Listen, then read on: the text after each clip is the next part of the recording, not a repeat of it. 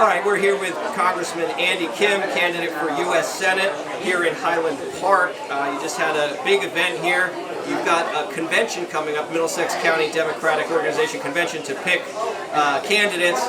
Talk about that convention. It's not really a democratic process, is it? Well, it's not a fair process for me. We have a situation where it's only going to be an advisory vote for the Senate race, which means that people are just going to raise their hands, and it's something that the chair just takes on as advisory, doesn't actually determine how the committee is going to go. So, I mean, that's a real challenge as I'm trying to go around the state, trying to get a fair shot to be able to be the next senator, but oftentimes I find that party leadership doesn't want to relinquish their control in terms of being able to shape that. But you will be there, though. You're going to show up and speak to the convention. Correct. I plan to be there. Yeah, and even if more people raise their hand for you than any other candidate, you might still not be the victor in terms of who gets the party line. The challenge is that this is advisory to the chair, but the chair has already endorsed Tammy Murphy.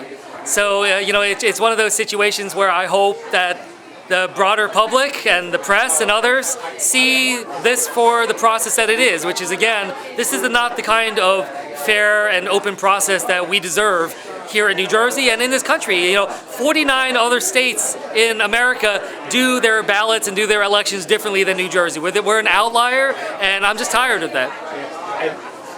Just to be clear, you think the press should be allowed in the Middlesex Convention? Oh, absolutely. I mean, I think there should be as much transparency as possible in our democracy. Yeah. Great. We'll bring our camera.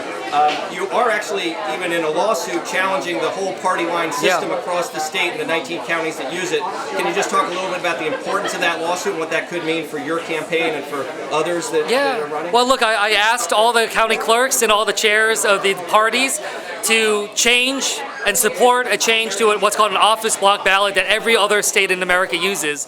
They obviously did not respond to me or show any indication that they wanted to, so I felt it necessary to be able to take legal action to make sure that we have a democracy here that is fair and that we have a ballot that is fair. The ballot is paid for by taxpayer dollars. It is a government document. We should not have on a government document a place where party leaders are allowed to give preferential placement to their endorsed candidates. So that's just this antithetical to what I believe in when it comes to fairness in our democracy. Now, if you win, you'll have 6 years in office. You'll win a 6-year term. Yeah. Can you tell our audience just some of the goals you have of what types of legislation, what specific policies do you hope to achieve if you get to be a member of the U.S. Senate? Yeah, well, first of all, I'll say that I take my cues from the people. So, I've done 72 town halls as a member of Congress already. I try to listen to their needs.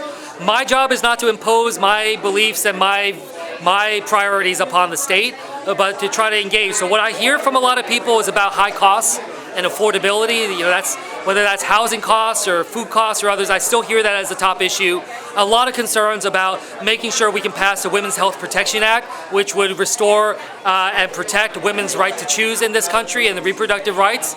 A lot of concerns about immigration and making sure that we can still protect immigrants in this country, that we can protect the LGBTQ community. And there's so much concern about the attacks that, frankly, a lot of the extreme Republicans are taking right now. So those are the things that I hope to prioritize and make sure that I'm being responsive to the concerns of people in New Jersey.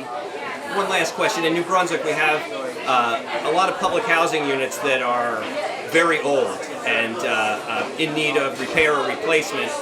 What would you do as senator to assist housing authorities or make changes to HUD and the housing problem that we have, especially here in Central Well, Jersey? look, what I would hope to do is first I would want to go and see it with my own eyes and go and engage the community, learn from the residents, learn from the broader community, and try to get a sense of what they think are some of the best solutions. Because I've often learned I don't necessarily need to reinvent wheels. Oftentimes, people in the community, they've done a lot of the hard work in thinking about it. My job would then to go to the county, the state, and the federal level, whether that's Housing and Urban Development Secretary in D.C. or elsewhere, and try to figure out how can I be able to help address this problem, whether that means getting federal funding back or other issues like that. So, I would want to be, really thorough and methodical about how to try to solve that problem.